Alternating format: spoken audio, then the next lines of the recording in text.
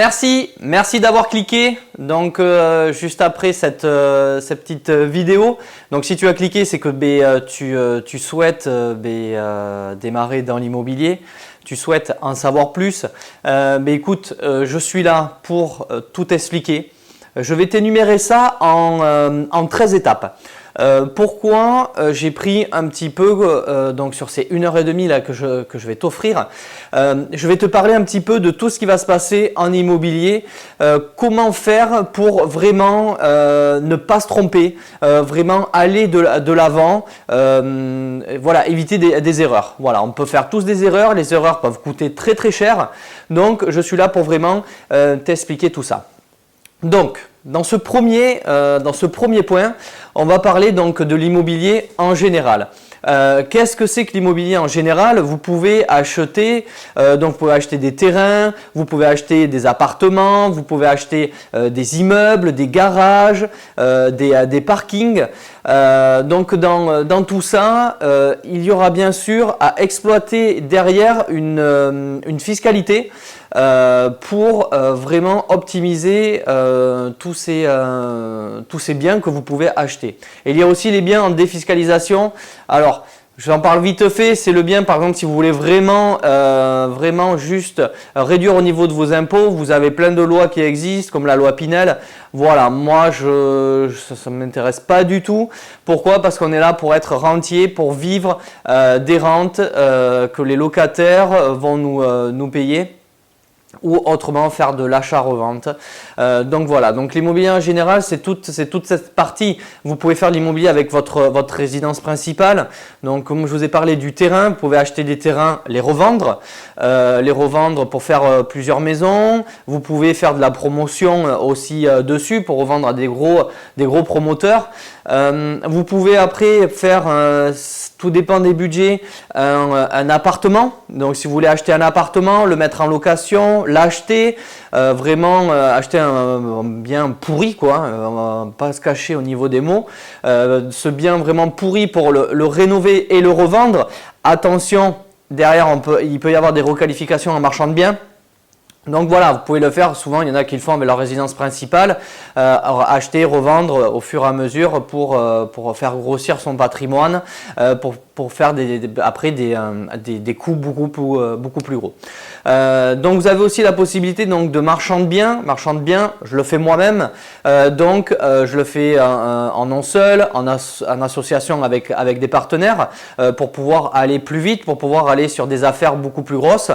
Donc c'est d'acheter, de diviser, soit de refaire et de revendre à la découpe, ou autrement d'acheter, de faire le devis des travaux et après derrière le revendre directement pour que la personne qui va pouvoir acheter puisse se servir de ces travaux pour pouvoir déduire au niveau de sa fiscalité derrière. Ça intéresse beaucoup, j'en fais beaucoup et c'est ce qui passe le mieux. Pourquoi? Parce que j'ai un très gros réseau derrière de personnes qui ne trouvent pas des biens rentables. Moi, c'est une partie que j'adore. Donc, vraiment, cette partie-là, je veux la faire partager et le faire. Donc, vous avez cette possibilité aussi de marchand de biens. Il y en a qui ont commencé aussi avec des parkings. Ils ont acheté des parkings qu'ils ont loués, donc des parkings en plein air ou des parkings enterrés dans les sous-sols. Voilà, on peut avoir de très très bonnes rentabilités. Aujourd'hui, maintenant, c'est un petit peu compliqué d'avoir tout ça. Donc souvent après on se rabat sur les garages. Voilà, le garage un petit peu plus. Dans les grandes villes, ça peut être bien. Pourquoi? Parce que maintenant les parkings sont chers. Voilà, si vous achetez un garage et que vous le mettez en location, vous pouvez vite avoir une belle rentabilité entre 12 et 15%. Ça c'est assez facile. Là aujourd'hui, si vous êtes là, c'est pour faire quelque chose de plus gros, quelque chose pour aller plus vite, faire comme moi j'ai pu le faire. Et pour moi, c'est que mon avis, c'est l'immeuble de rapport. Pourquoi l'immeuble de rapport? Alors pour avoir l'immeuble de rapport avec en rez-de-chaussée un bail commercial, parce que des fois vous n'aurez pas le choix de passer sur un bail commercial, ou autrement l'immeuble de rapport où vous allez faire plusieurs lots, c'est ce que moi j'adore faire et je vous en parlerai à la fin. Vous aurez une petite vidéo en plus bonus, vous dire tout ce que j'ai fait en le laps de temps. Voilà ce qu'on appelle le snowball, cette boule de neige. Voilà, donc ça c'est cadeau. En plus, je vous mettrai ça en petite vidéo à la fin. Donc voilà, l'immeuble de rapport, c'est vraiment quelque chose, ça va vite. On l'achète, on fait les travaux. Suivant les travaux qu'il y a, il faut bien sûr, voilà, dans le temps. Mais ça, on va en parler un petit peu plus tard de tout ce qu'on peut trouver.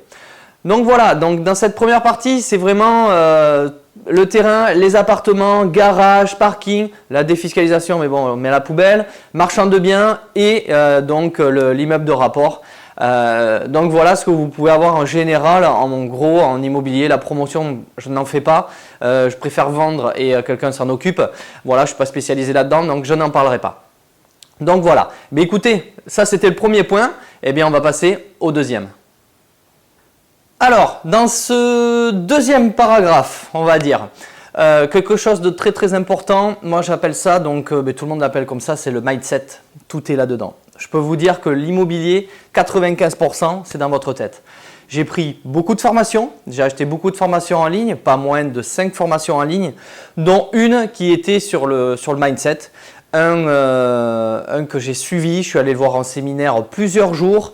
Il y a des très très grands aussi, étrangers aussi. J'ai lu beaucoup de livres aussi, j'ai lu au moins 3 ou 4 livres sur le mindset, en plus de tous les bouquins immobiliers que j'ai pu lire. Vous pourrez voir dans toutes mes formations et tout, je parle aussi de ces bouquins-là. Je vais en conseiller parce que moi, ils m'ont vraiment bien aidé. Mais vraiment, voilà, le mindset, c'est quelque chose de primordial. Investir dans l'immobilier, ça fait peur. J'ai beaucoup de clients qui me disent « mais moi, j'ai peur d'investir ». Oui, si tu ne te formes pas, tu auras peur, tu auras des doutes et c'est tout à fait normal, je te rassure. Moi, je l'ai eu, mais je croyais en moi. Après, j'ai une force de caractère qui fait que je suis quelqu'un qui va vraiment aller calculer tout plusieurs fois pour jouer la sécurité parce que derrière, il y a une famille, il y a des enfants. Et moi, le but, c'est de préparer ma retraite, mais aussi de les mettre à l'abri. Donc oui, le mindset est vraiment très très important. Pourquoi? Parce que quand vous allez dire à vos proches, et ça m'est arrivé, donc c'est vraiment des cas de figure que j'ai eu. Quand j'ai dit voilà, moi je vais investir dans l'immobilier, je vais acheter ça. Quand je leur ai fait voir ce que j'ai acheté, ils m'ont dit mais t'es complètement malade, t'achètes un immeuble, faut refaire la charpente, tu fais tomber tous les planchers, c'est pourri ton truc, il y a des milliers de travaux. Oui, il y a des milliers d'euros de travaux, mais c'est grâce à ça que j'ai pu quitter le salariat, parce que si tu es là, bien sûr, c'est ce que tu veux, quitter le salariat, d'arrêter d'avoir un patron qui te dit faut faire ci, faut faire ça, c'est fatigant, faut suivre aussi les clients. Voilà, maintenant, moi, je suis à mon compte, j'ai un mindset complètement différent, personne ne peut m'arrêter. Et ce que j'ai fait, je vois qu'aujourd'hui, tout le monde vient me voir en me disant « Waouh, t'as fait comment ?» Au début, on m'a dit « Mais non, c'est pas comme ça qu'il faut faire, faut investir comme ça, faut faire ci, faut faire là. » Oui, parce que lui, c'est ce qu'il va vouloir faire, mais à 60 ans, il continuera à travailler. Moi, je m'étais donné 5 ans, vous voyez bien 5 ans pour pouvoir arrêter le salariat, j'ai réussi en 18 mois. Pourquoi? Parce que j'y ai cru. Je me suis formé, c'est surtout ça, il faut se former. Ceux qui prennent mes formations, ils sont là, ils m'ont dit mais pourquoi on ne l'a pas dit plus tôt? C'est vraiment un truc de fou. Maintenant, j'ai l'école, la School Investissement. C'est un truc que je ne l'ai pas lancé, que j'ai déjà au moins 4-5 personnes de mon entourage qui m'ont dit non, la formation, je veux pas, je préfère rentrer dans ton école, en plus tu as toutes tes formations dedans. Tu es là pour nous suivre, tu prends très peu de monde, 30 personnes maximum je prends pour pouvoir vraiment les suivre à atteindre, au lieu d'atteindre en 18 mois, peut-être qu'en 12 mois, on va pouvoir atteindre des revenus. On peut, je l'ai fait, des revenus à plus de 2000 euros. Si vous gagnez déjà 1200, 1300 euros et qu'avec un immeuble de rapport, on va aller chercher des 2000 euros, au revoir patron. C'est clair et net, c'est tout à fait possible, mais tout est là-dedans. Il faut avoir un bon mindset. Moi maintenant, j'en parlais plus. Au début, j'en ai parlé autour de moi. Il y en a un qui m'a suivi dans l'aventure où on est ensemble sur une société de marchand de biens. Il y en a d'autres qui ont vu, hop, on a fait des associations.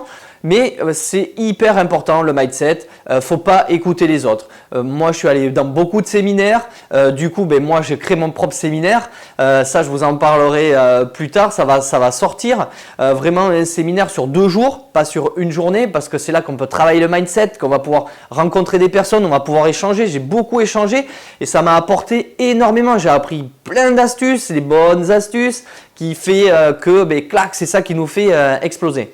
Donc voilà, donc ça c'est vraiment très très primordial. Voilà, si vous voulez en parler aux autres, allez-y, mais ils vont vous traiter de fou, ils vont dire mais non c'est pas possible dans l'immobilier, on peut pas avoir quelque chose de rentable. Ben si, j'en suis la preuve, il y en a plein d'autres, c'est la preuve. J'ai plein de personnes avec qui j'ai fait des séminaires qui en vivent aussi. Après on va plus ou moins vite par rapport à ce que l'on peut acheter. Moi j'ai commencé avec 3 000 € de côté. C'est vraiment rien du tout.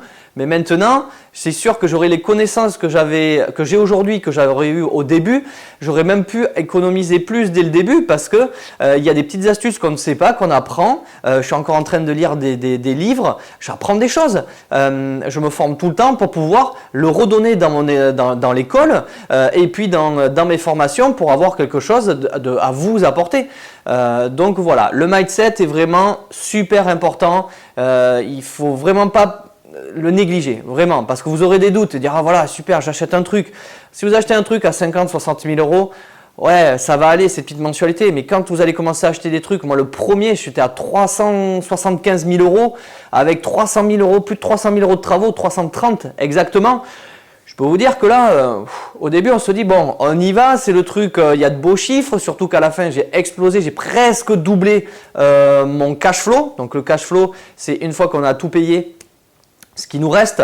Donc c'est pour vous dire, c'est un truc de malade. Ce sont des personnes que vous ne connaissez pas, mais voilà, vous ne les connaissez pas, qui vont vous payer toutes vos charges, qui vont vous payer votre prêt bancaire et à la fin il va vous rester de l'argent pour pouvoir vivre, pour pouvoir voyager, pour pouvoir profiter, d'aller au restaurant comme vous voulez vous acheter un téléphone, de ne pas le payer en 3 fois, vous pourrez vous le faire. Voilà, c'est juste qu'il faut savoir bien utiliser, bien se former et aller chercher ce qu'il faut pour arriver donc à avoir une très bonne rentabilité et à cette liberté financière.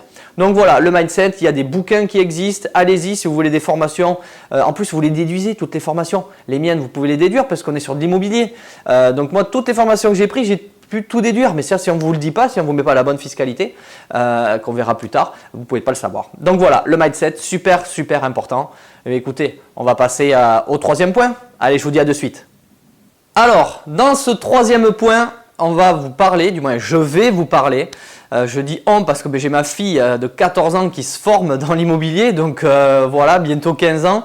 Je peux vous dire que je ne sais pas si elle va connaître ce qu'on appelle un certain qui dit la rat race, c'est-à-dire le rat qui tourne dans la roue. Voilà, vous allez peut-être qu'il y en a qui ont entendu parler de lui aujourd'hui, qui fait des millions d'euros de chiffre d'affaires.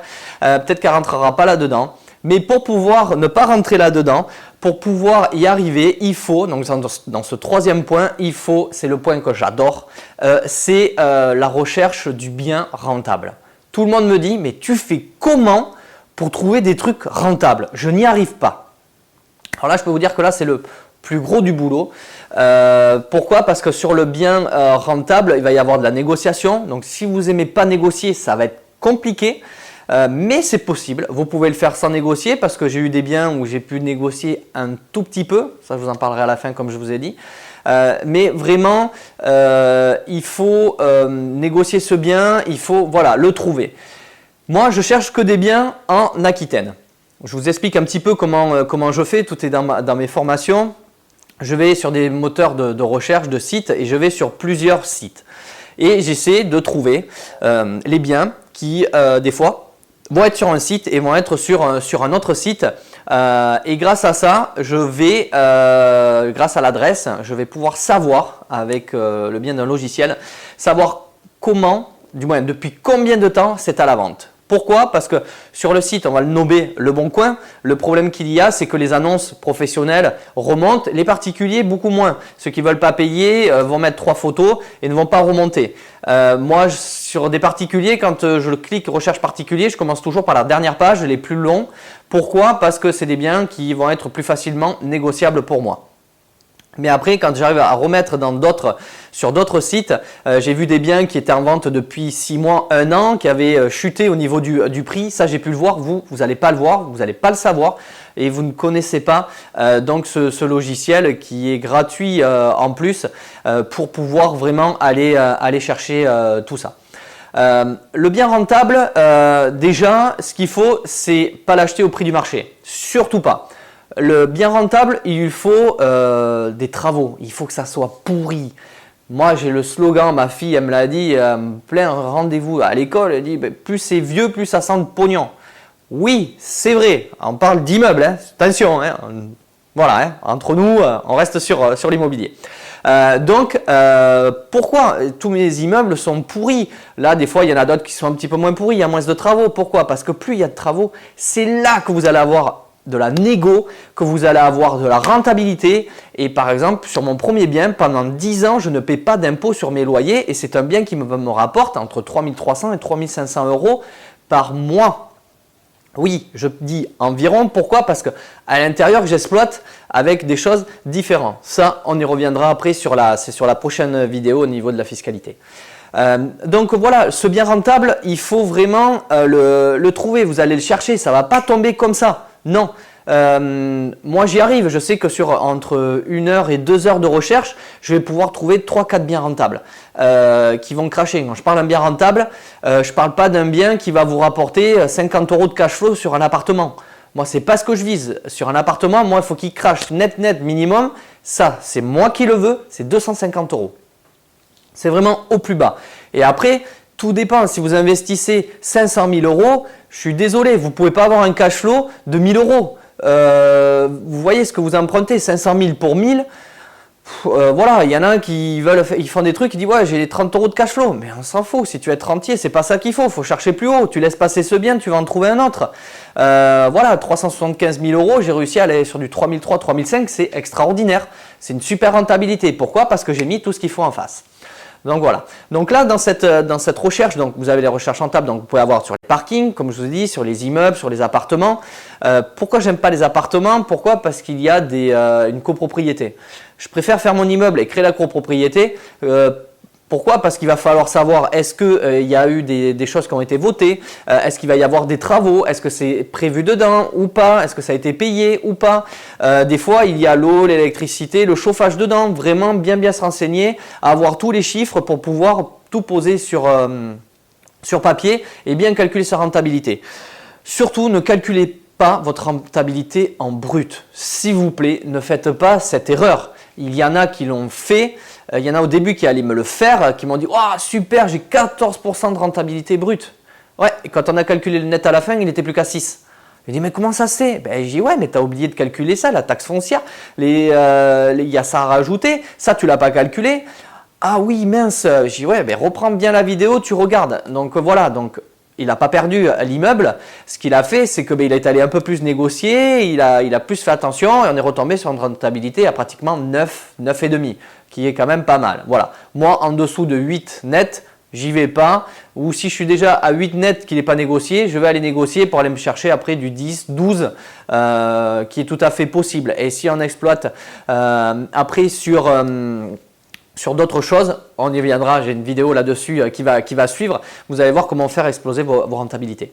Donc là, sur la recherche de biens rentables, voilà, c'est Internet, sur les communes que vous aimez bien. Voilà, qu'est-ce que vous recherchez? Moi, j'ai mes recherches spécifiques, ce que je veux faire et donc j'y vais dessus.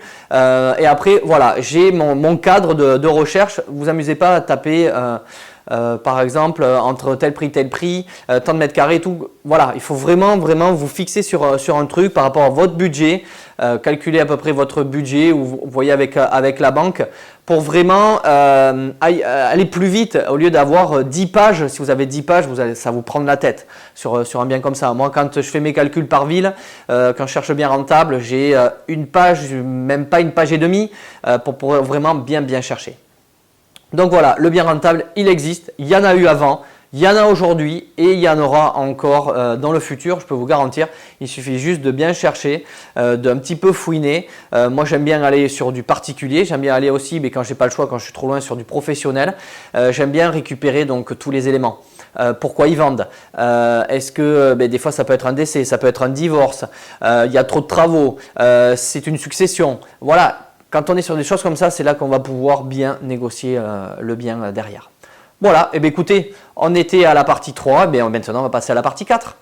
Alors, pour la partie 4, celle-là je l'adore. Et celle-là, vous avez intérêt à vraiment bien le connaître sur le bout des doigts, c'est la fiscalité. Voilà, s'il y a la bonne fiscalité, vous allez avoir la super rentabilité. Alors, moi, ce que j'aime, c'est que j'ai beaucoup de fiscalité, ce que je pratique moi, ce qu'on appelle le LMNP. C'est de la location meublée non professionnelle. Vous avez après le LMP, qui est de la location meublée professionnelle. Et après, vous avez les SCI. Donc, on parle de la SCI à l'IS, de la SCI à l'IR. Moi, je vous déconseille la SCI à l'IR. Pourquoi ? Si vous êtes en dessous de la tranche de 11 ou 14%, vous pouvez faire de la tranche, vous pouvez faire une SCI à l'IR. Pourquoi? Parce qu'elle est ce qu'on appelle complètement transparente. C'est-à-dire ce que vous gagnez, vous allez le remettre au niveau de vos impôts à vous et donc du coup va rentrer dans votre tranche marginale d'imposition, dans ce qu'on appelle le TAMI. C'est très rare. Moi, ce que je vous conseille, c'est de faire donc de la SCI à l'IS sur l'impôt sur les sociétés. Alors, il faut être 2. Mais après, quand vous allez évoluer, on parlera d'autres choses. Vous pourrez être une personne morale et une personne non morale. Donc là, du coup, vous pourrez faire tout seul. Mais ça, vraiment, c'est beaucoup plus poussé. Donc ça, c'est beaucoup plus tard. Moi, j'y suis en train de m'y mettre. Donc, il faut vraiment commencer en nom propre. Commencer en nom propre. Pourquoi? 1, c'est plus facile pour emprunter au niveau des banques. 2, si vous avez un bien qui n'est pas trop loin de chez vous, vous pouvez peut-être le faire passer en résidence principale. Moi, je l'ai fait sur un bien, comme ça, j'ai pu emprunter sur 25 ans. Pourquoi? Parce que le locatif, c'est souvent sur 20 ans. Voilà, donc ça, on va en parler. Il y aura un module banque pour pouvoir vous en parler. Là, au niveau de la fiscalité, c'est au moment où vous achetez votre bien, vous allez mettre votre fiscalité. Donc moi, je suis parti sur beaucoup de LMNP. Pourquoi? Parce que c'est grâce aux travaux et vous avez une liste comme ça de déductions au niveau pour ne pas payer d'impôts sur vos loyers. Vous avez les frais de notaire, vous avez les travaux de construction, reconstruction, l'aménagement, les meubles, vous pouvez amortir votre bien de 4% par an. Voilà, mais il y a une liste, c'est énorme. C'est une niche fiscale aujourd'hui. Voilà, celle-là, moi je l'exploite à fond, il y en a beaucoup qui l'exploitent. Et après, ce qu'il y a, c'est que il y a des plafonds. Voilà, par exemple, moi je vais changer de tranche, donc j'étais LMNP, location meublée non professionnelle. Je vais changer de tranche, je vais passer en LMP. Beaucoup de personnes ont peur, mais moi pas du tout. Au contraire, je vous explique pourquoi. LMNP, c'est 23 000 € de revenus que vous ne devez pas dépasser. Si vous dépassez, c'est 23 000 € de revenus. Et si ça dépasse votre revenu du foyer fiscal, montant des loyers par exemple, vous faites 24 000 € au lieu de 23 et votre revenu de foyer fiscal est de 20 000 €, vous basculez du moins, est-ce qu'on bascule? C'est ce qu'ils sont en train de pourparler, vous passez LMP. Du coup, vous allez avoir donc des charges sociales, donc l'URSSAF, à peu près c'est entre 1 200 et 1 500 € à l'année. Par contre, alors je ne vais pas rentrer trop dans le détail, par contre, c'est une arme de destruction massive, le LMP. Pourquoi? Parce que quand vous exploitez votre bien pendant 5 ans, c'est pas énorme, hein, 5 ans, le jour où vous voulez revendre, vous êtes déduit de la plus-value. Alors il y a la plus-value à court terme, la plus-value à long terme. Donc ça, plus tard on en parlera. Mais juste, 5 ans qu'en particulier, si vous faites en particulier, donc vous revendez votre résidence principale, vous n'avez pas d'impôt sur ça, sur la plus-value. Par contre, si vous avez déjà un bien en location que vous le revendez, pour être exonéré au total, c'est 30 ans. Donc voilà, donc ça pareil, personne ne le connaît. Et la SCI, vous allez avoir, donc par rapport aux tranches, vous allez payer donc un certain montant. Mais dans la SCI à l'IS, pas à l'IR, vous pouvez faire de la location meublée, vous pouvez faire donc du LMNP et du LMP. C'est pour ça que c'est vraiment mieux et vous aurez votre impôt sur les sociétés à payer parce que si vous êtes dans la tranche marginale d'imposition à plus de 40, à plus de 41, sauf qu'en SCI, il y a des tranches, ça va jusqu'à 28, il y a une autre tranche en dessous, 21 je crois de mémoire si je ne dis pas de bêtises. Et du coup, vous allez avoir l'impôt sur les sociétés à payer quoi. Donc c'est juste, voilà, c'est la plus connue, la SCI, mais moi je vous la conseille beaucoup à l'IS. À l'IR, si vous êtes en dessous de la tranche à 11 ou 14% de la tranche marginale d'imposition. Je m'en souviens plus, moi j'ai pris une fiche beaucoup plus haut. Donc voilà, donc au niveau de cette fiscalité, il y a encore plein de choses, mais voilà, on va voir plus tard, sinon la vidéo elle va durer 10 heures, parce qu'au niveau fiscalité, il y a vraiment plein de choses. Ce qu'il faut quand on prend un bien, il faut donc prendre le bien, votre situation, ce que vous voulez en faire, et après vous faites le montage. Voilà, ce qu'on appelle le triangle de l'investissement. Vraiment très important. Vous pouvez mettre un bien par SCI, plusieurs biens, ça dépend comme vous voulez. Si un jour vous voulez revendre, vous revendez la SCI avec le bien, hop, terminé, ça c'est fait. Donc voilà, très important, je sais que la fiscalité c'est très compliqué, ça peut changer assez régulièrement, ils ne vous le disent pas, vous êtes en train de dormir, ils vont vous prendre une nouvelle loi. Donc vraiment, moi j'essaie d'avoir un œil là-dessus. J'ai un comptable et un expert comptable avec fiscaliste. En cas qu'il se passe quelque chose, on est au courant assez rapidement. Voilà, en LMNP, vous allez avoir besoin d'un comptable, sauf que c'est des charges et c'est des charges que vous allez déduire. C'est à peu près ça dépend des biens, ça peut varier de 800 à 1200 euros à l'année, mais vous allez le déduire. Donc c'est pour ça que vous ne payez pas d'impôt sur vos loyers, tellement que vous mettez de charges dessus. Et du coup, c'est ça qui va vous faire avoir du cash flow et profiter de tout ça. Donc voilà, un petit point donc, sur la fiscalité en partie 4 et on va attaquer la partie 5 tout de suite. Alors cette partie 5, écoutez, j'en ai parlé un petit peu depuis le début, un petit peu avant. On appelle ça, beaucoup de banquiers ne connaissent pas ce terme, le cash flow. Donc chaque investisseur, vous entendez quelqu'un parler d'investissement, du moins il parle de cash flow, vous savez que c'est quelqu'un qui investit et quelqu'un qui a des rentes tous les mois par rapport à ça, donc le cash flow. Le cash flow, qu'est-ce que c'est? Donc j'y reviens un petit peu dessus, c'est ce que vous allez calculer quand on parle d'un cash flow net, c'est-à-dire tout déduit. Donc à la banque, les intérêts d'emprunt, c'est déduit, les frais de dossier, c'est déduit, la taxe foncière, on déduit. Voilà, c'est tout ce que vous allez avoir autour de votre bien. Plus, par exemple, vous avez un bien qui est à 2 heures de route. Vous allez y aller, il suffit, vous restez dormir sur place, vous gardez les tickets, ça va rentrer au niveau comptable, et il va aussi vous faire ça fera de la déduction. Et plus vous avez la déduction sur 2, 3, 4, 5, 10, 15 ans, c'est ça, vous ne paierez pas d'impôt sur vos loyers et c'est là qu'on va avoir les intérêts d'emprunt, tout, absolument tout dedans qui vont pouvoir être déduits, ce qu'on appelle le cash flow net. Vous avez un cash flow brut, comme je vous ai dit tout à l'heure, il ne faut surtout pas parler de brut parce que souvent j'en connais plein qui font j'ai une rentabilité à 14 brut et tout pour se la faire mousser. Ouais, quand on fait son petit calcul à la fin parce que j'ai fait d'accord et tu as fait ça. Ah non, je sais que son cash flow, voilà, il peut peut-être descendre à 12 comme il peut descendre à 4 ou 5. Donc voilà. Du coup, le bien, il n'est pas si rentable que ça, surtout si tu as fait un investissement à 400 000 ou 450, voire 500 000, voire plus. Donc voilà, le cash flow est très important. J'ai un logiciel, il y a un logiciel qui existe pour tout calculer dedans, pour calculer ce cash flow. C'est grâce à ça que je vais négocier par la suite. Je rentre l'immeuble, les mètres carrés, les travaux, les frais de notaire, les frais d'agence s'il y en a, les charges récupérables, non récupérables sur les locataires, combien je pense louer, donc faire cette étude de marché. Donc voilà, qui est vraiment très importante. Ça fait partie de la recherche de la rentabilité, puisqu'on va se renseigner un petit peu de ce côté. côté-là aussi. Voilà, on va vraiment tout rentrer dedans et clac, on va cliquer et là, ça va calculer donc le cash flow net. Et vous avez une case, vous pouvez cliquer dessus et dire voilà au niveau de mes revenus, au niveau des impôts, pendant combien d'années je ne vais pas payer d'impôts. Et on est souvent assez surpris de dire oh, je pensais gagner plus ou je pensais gagner moins. Mais au moins, lui, il ne triche pas. Vous rentrez dans les cases, vous cliquez et ça vous met tout. Et ça, je vous le donnerai, je le donne dans mes formations pour vraiment vous aider. Voilà, on peut le faire à la main. Des fois, je le fais à la main.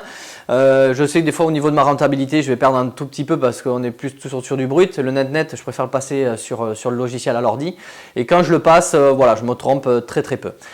Donc voilà, ce cash flow c'est votre liberté. C'est ça qui va dire ce bien il est super rentable, je ne l'ai pas négocié, on est déjà bien rentable, si je le négocie il sera encore plus rentable.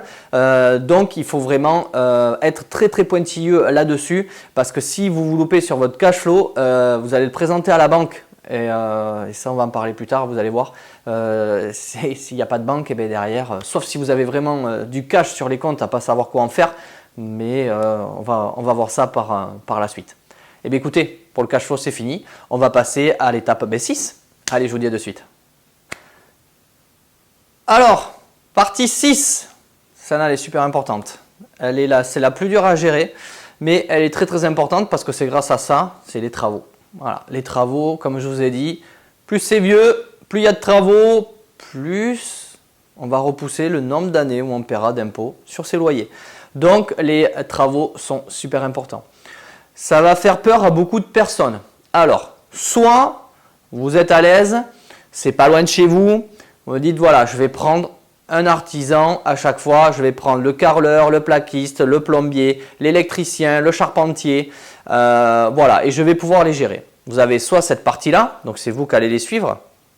Attention qu'ils ne prennent pas de retard entre eux, parce que du coup, vous allez voir sur l'autre module d'après pourquoi ce que ça peut faire quand on prend du retard. Et vous avez la personne qui a tout corps de métier et super important, autant pour chaque artisan que pour tous les corps de métier, il vous faut la décennale, il vous faut les assurances. Si vous êtes marchand de biens, c'est obligatoire parce que s'il y a un problème, c'est vous qui êtes responsable. Et si vous le faites en nom propre, si un jour il y a un problème, un dégât des eaux ou un problème électrique, c'est la décennale de l'artisan qui viendra payer les travaux. Donc voilà, donc ça vraiment les travaux c'est vraiment très important. Il ne faut pas que ça vous fasse peur. Peut-être que le premier vous allez commencer, voilà, souvent il y a des menuiseries à changer, il y a des cloisons à casser, voilà, c'est vieux, ça pue, ça peut arriver. Mais vraiment, faut pas que ça vous fasse peur. Plus il y a de travaux, plus le devis est long, plus vous avez des loyers qui vont pouvoir entrer. Si vous faites sur un immeuble, moi à chaque fois, je parle de ça parce que c'est ce que j'adore le plus. Voilà, en dessous de 5 lots, allez 4 lots, je peux y aller. Mais voilà, j'essaie d'avoir vraiment minimum 5 lots.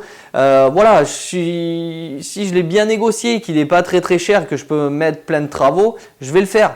Gardez-vous une petite marge de sécurité, vous voyez avec l'artisan, pour soit s'il peut vous inclure les meubles dedans, parce qu'il va falloir acheter les meubles que vous déduisez aussi, parce qu'on fait du meublé, de la belle qualité, quelque chose du moyen haut de gamme. On ne veut pas faire de la location pourrie qu'on trouve partout.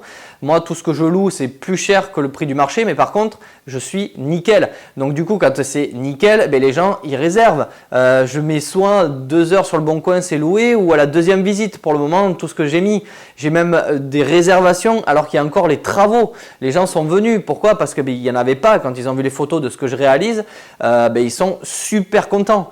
Donc vraiment, voilà, les travaux, il faut bien le gérer. Il peut y avoir, même l'artisan, il y est pour rien, il peut y avoir des mauvaises surprises. Un IPN qui n'était pas prévu. Là, ça fait 2 fois que ça m'arrive sur 2 biens. Ouais, faut le prendre en compte. Donc, on rajoute une petite marge suivant si l'immeuble est très grand. S'il y a 300 000 € de travaux, mettez un petit billet de 10-15 000 €. C'est pas ça qui va vous faire chuter votre cash flow. Je vous rassure, ça va être 20 ou 30 € de cash flow. Mais voilà, s'il y a un souci, vous savez que vous avez cet argent là de côté pour pouvoir pouvoir le faire. Moi, ça m'est arrivé sur les IPN, ça m'est arrivé sur un mur qui devait être bien isolé, mais il n'était pas du tout isolé. Le tout à l'égout qu'il a fallu refaire absolument, les eaux pluviales qu'il a fallu refaire aussi. Voilà, c'était des choses qui n'étaient pas prévues. Bon, quand on a un petit peu sous de côté, c'est bien, mais le but est de ne pas y toucher. Il est là pour faire autre chose. Donc voilà, donc les travaux, c'est quelque chose de... faut le prendre avec le sourire. Voilà. C'est quelque chose de top. Vous voyez un truc tout pourri, prenez des photos. Moi, je le fais. Je fais des vidéos donc sur ma chaîne YouTube, Mickaël Ballot. Comme ça, je fais partager tout le monde. Ils ont vu comment c'était au début pourri, comment c'est en train de devenir. Et c'est génial. Pourquoi? Parce qu'en plus, vous allez pouvoir vous en servir après à la banque en disant voilà, mon truc il est rentable. Vous avez vu, c'était ça au début, maintenant c'est ça. Ah, il va se dire, ouais, il va pas vous prendre pour un petit pimpoy qui veut essayer de faire un petit appart à louer comme ça ou un petit truc vite fait. Non, non, vous dites, voilà, ça coûtait tant, ça fait tant, vous avez vu là sur les comptes, ça tombe, j'ai 2000, 3000 de cash flow. Bon, maintenant, je veux faire un autre, combien vous pouvez me prêter? Et même à un moment, c'est la banque qui va peut-être vous appeler et dire, bon, mais si vous voulez, on peut vous prêter tant. Là, ça va être le top. Je l'attends, je ne l'ai pas encore, mais ça serait bien, quoi. Donc voilà, les travaux. On y va, on n'a pas peur, s'il y en a, on le fait, soit par les artisans, si vous connaissez bien les artisans. Après, dans le groupe, j'ai des élèves qui se donnent les artisans entre eux, suivant les secteurs, parce qu'ils ont fait travailler, ils ont dit ça c'est bien, beaucoup de bouche à oreille. La garantie décennale, donc sur les artisans et sur le maître d'œuvre en général. Vous pouvez avoir aussi besoin d'archi. Moi je le fais sans, pourquoi? Parce que j'ai travaillé pendant 6 ans et demi dans la construction, donc je sais comment il faut faire, je l'ai fait. J'ai les bâtiments de France pratiquement sur tous mes immeubles puisque je fais beaucoup de centre-ville et donc je sais comment il faut faire et ça s'apprend. Donc j'en parle dans mes formations, mais autrement vous savez que s'il y a un archi, quand même vous viendrez le déduire parce que ça fait partie du projet immobilier. Voilà, et écoutez, on a fini cette partie 6 et on va passer à la partie 7 que j'adore aussi, que j'aime beaucoup. Vous allez voir, et ça vaut le coup ça. Allez, à de suite. Alors, dans cette partie 7, on va aller voir monsieur le banquier ou madame la banquière. Alors, celle-là, je vous ai fait... donc j'ai fait tous ceux qui sont dans l'école et tous ceux qui vont rentrer dans l'école j'ai fait une vidéo sur un bien rentable que je vends aussi, mais quand on est dans la school, toutes les formations sont offertes. Et j'ai fait aussi le dossier bancaire. Pourquoi? Parce que il faut se préparer. Il faut parler le banquier, il faut comprendre le banquier, il faut être sexy au niveau du banquier. Faut pas se tromper parce que si vous ne prêtez pas, vos chances d'être rentier, de profiter de la vie, ça passe par lui au début. Peut-être que plus tard, quand vous aurez vraiment rentré du cash, si vous avez un bien que vous pouvez vous l'autofinancer, vous le faire. Voilà, mais autrement, montrer que vous avez de l'argent au banquier, c'est ce qu'il aime. Il faut savoir ce qu'il faut négocier au banquier, ce qu'il ne faut pas négocier. Voilà, il ne faut pas tirer la couette que vers vous, il faut lui en laisser. Pourquoi? Parce que par rapport à votre fiscalité, il ne connaît pas grand-chose.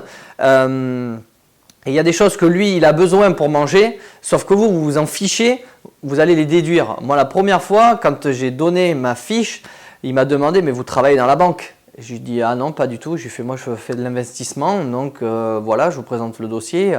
Le dossier est passé, c'était le premier. J'ai fait d'autres. Vous allez faire plusieurs banques, c'est sûr et certain, vous allez être obligé. J'en ai vu le record, 32 refus. 32 refus, non mais il n'a pas lâché. J'en connais un autre, il a eu au 13e. Au 13e, il a eu l'accord. Alors, le 13e, c'était quand même un projet à plus de 650 000 euros, mais avec plus de 4 000 euros de cash flow. Donc, il s'est battu, il a eu. Voilà, donc vous êtes tous différents. Tout le monde a des envies différentes. Si toi, tu achètes un immeuble, moi, j'achète le même immeuble, on n'aura pas la même rentabilité, on n'aura pas la même fiscalité. Pourquoi? Parce que c'est par rapport à nous. Mais le banquier, lui, il faut lui montrer ce qu'il veut. Il faut négocier, il faut lui lâcher ce qu'il veut pour que toi, tu puisses avoir ce que tu veux de l'autre côté. Les taux, on s'en fiche, on ne va pas les négocier. Les frais de dossier, on ne va pas les négocier. Il vous demande de vous rapatrier les comptes, vous dites oui, même si vous ne le faites pas dès le début. Par contre, vous laissez sur le compte donc tous les loyers qui rentrent dessus. Vous allez me négocier pas d'IRA, d'indemnité de remboursement anticipé. Pourquoi? Parce que ce n'est pas un bien que vous allez garder 20 ans ou 25 ans. Négociez-moi des trucs qui vont vous faire gagner de l'argent. C'est quoi? C'est la durée. Si vous pouvez avoir du 25 ans, ça c'est top. Sinon, la plupart du temps, c'est du 20 ans. 25 ans, c'est surtout si on va emprunter sur résidence principale, ça c'est beaucoup plus facile. quand vous achetez, achetez avec des frais d'acte en main. Pourquoi? Parce que du coup, il ne pourra pas vous demander l'apport sur les frais de notaire puisque tout sera inclus dedans.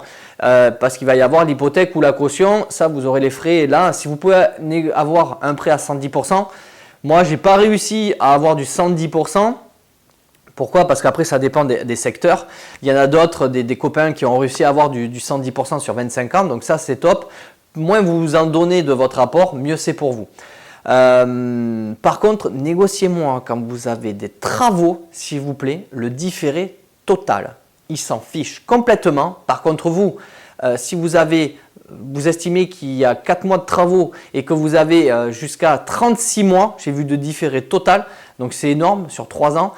Souvent, ça tourne à 2 ans, 18, 15, c'est ce que j'ai pu avoir. Vous avez 4 mois de travaux, vous rentrez les loyers pleins pendant tout le reste du temps, vous créez une trésorerie de malade. Vous allez rentrer en plus, quand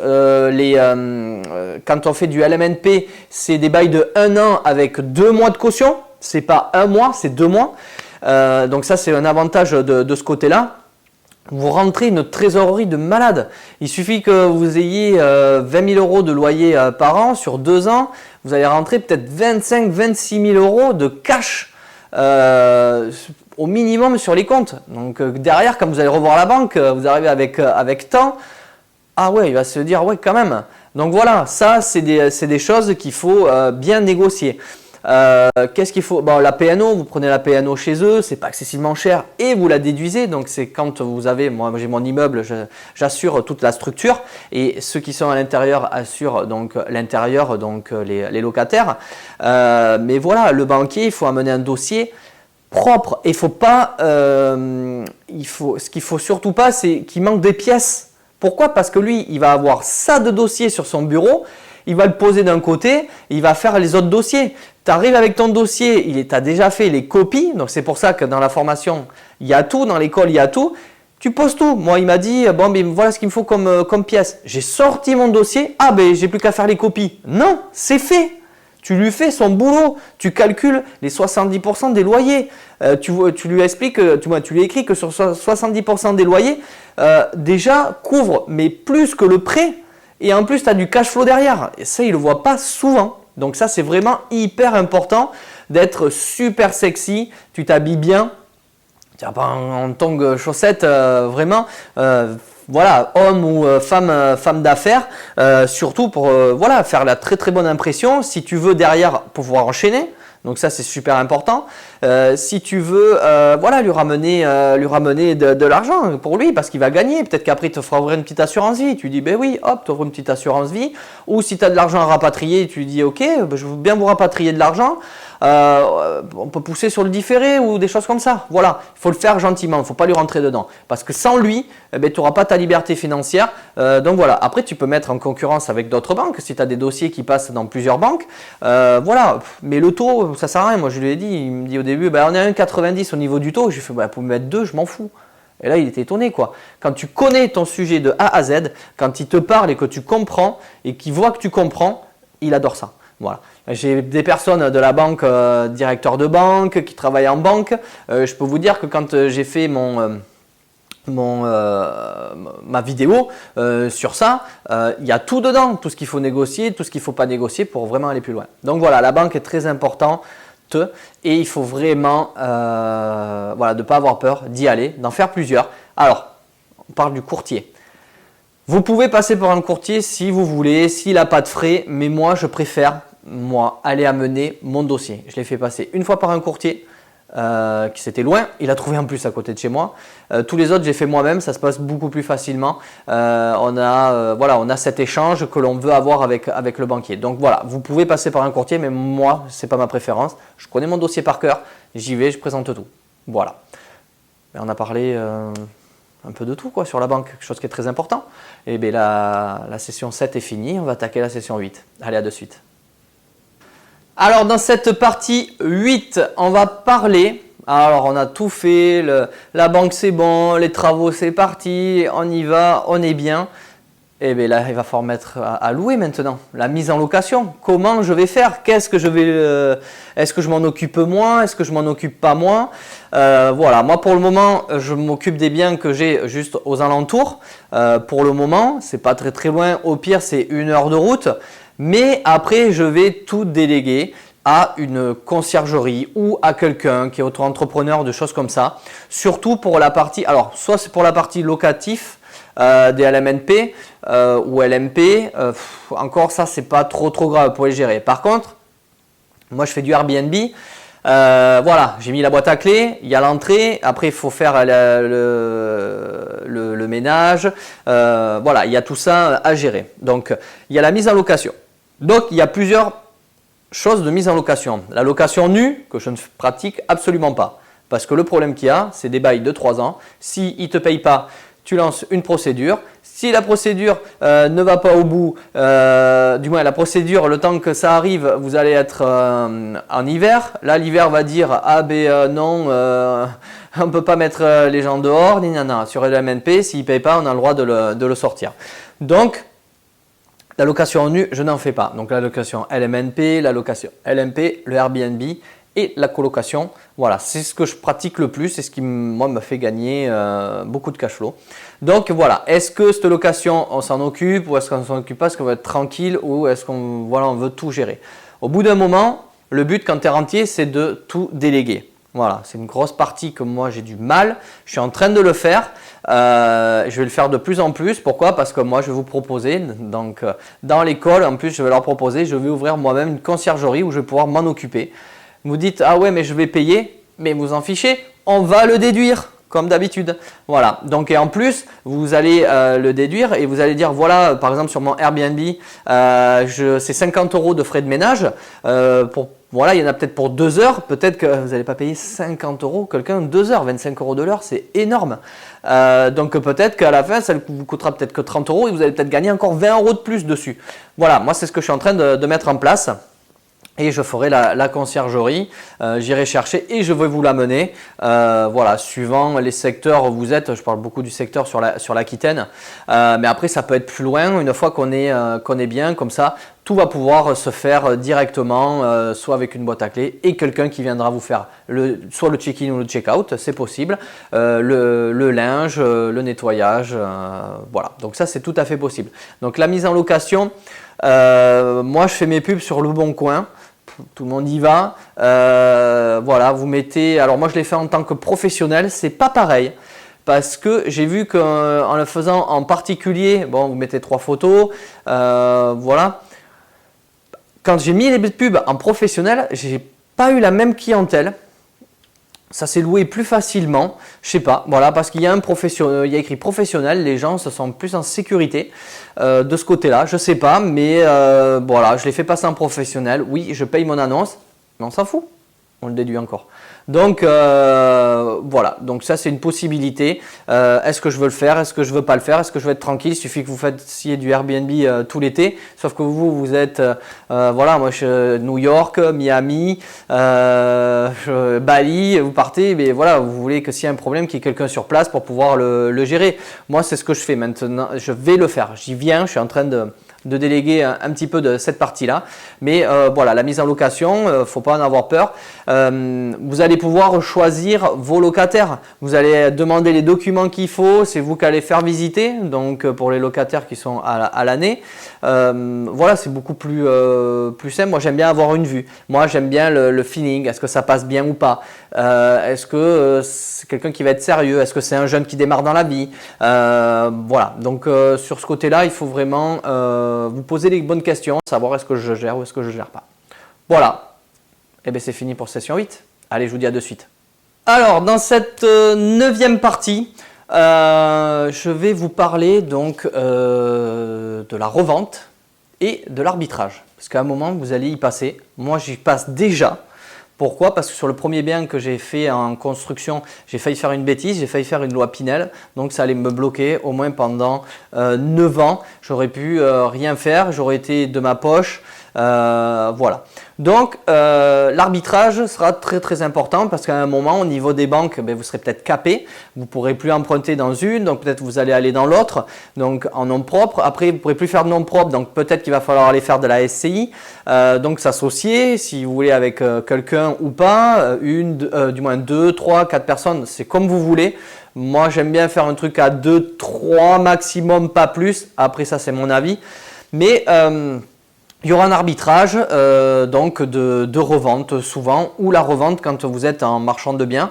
C'est ça qui va pouvoir vous faire aller très très vite, avoir du cash très très vite, parce que ce qui est bien en termes de revente sur le marchand de biens, c'est j'achète, mais j'ai déjà les personnes qui vont me le racheter. Ça, c'est vraiment top. C'est-à-dire que vous avez un flux de trésorerie qui ne va pas trop varier. Des fois, vous pouvez acheter cash pour revendre direct. Donc, le but, ce qu'on est en train de faire, nous, c'est on achète.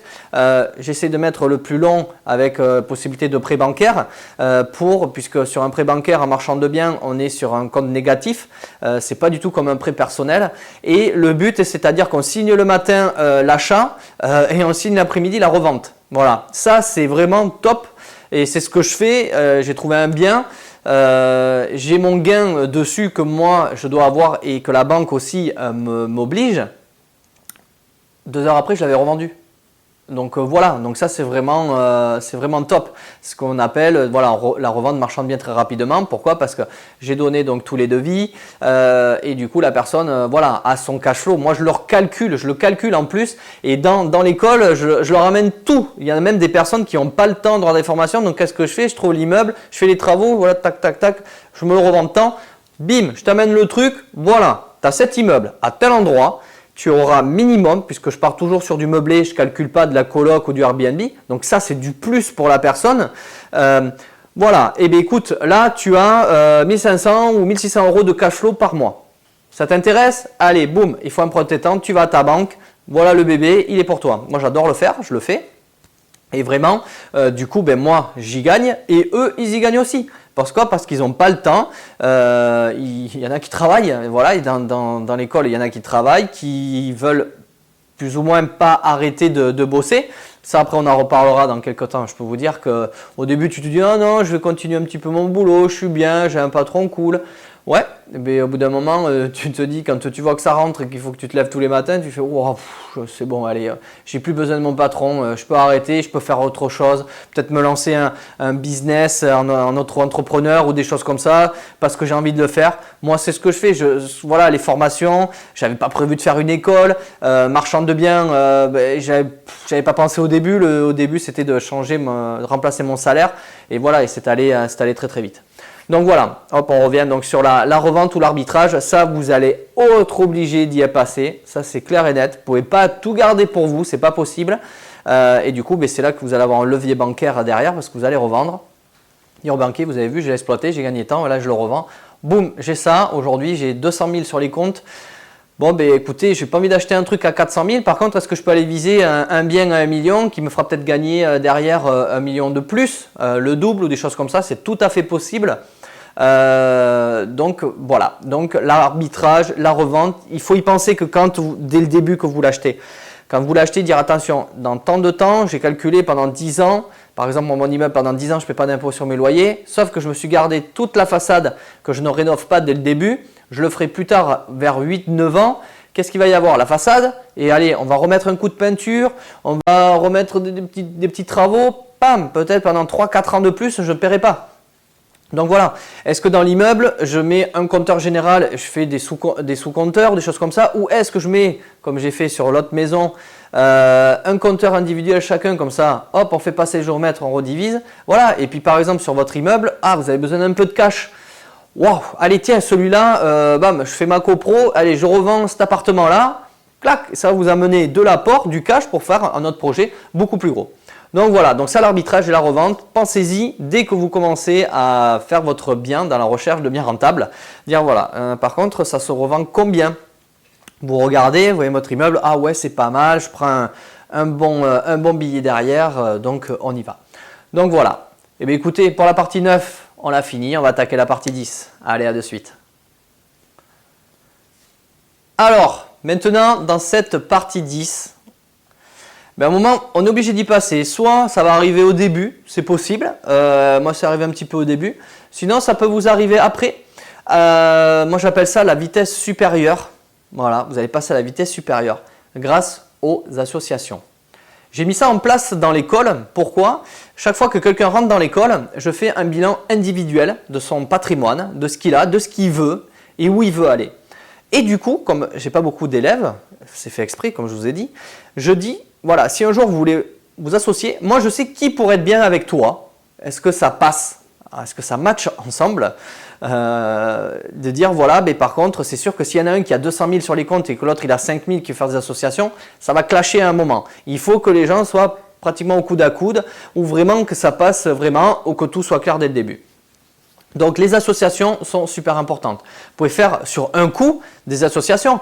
Par exemple, moi, un marchand de biens, j'ai un de mes associés, il adore chercher sur Internet. C'est un truc de malade. Il trouve des trucs que je ne trouve pas parce que c'est un fouineur. Il adore ça.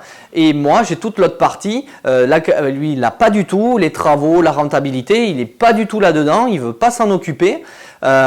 Donc lui, voilà, il y a cette partie-là. J'ai un autre associé qui travaillait dans une agence immobilière. Donc lui, il m'a mené des biens par le biais de son réseau. Et puis après, pour la revente, il a aussi le réseau. Pareil, il n'aime pas tout ce qui est calcul de rentabilité, tout ça, il ne sait pas. Donc il faut s'associer avec quelqu'un. Faut pas que vous fassiez tous les deux, vous soyez bons dans le même domaine. Par exemple, dans la recherche. Ouais, super, vous allez vous taper la bourre pour trouver la recherche, mais si derrière, il y en a un qui n'est pas bon en fiscalité, vous n'avez pas les bons montages, des choses comme ça, ça va être dans le mur direct, c'est clair et net.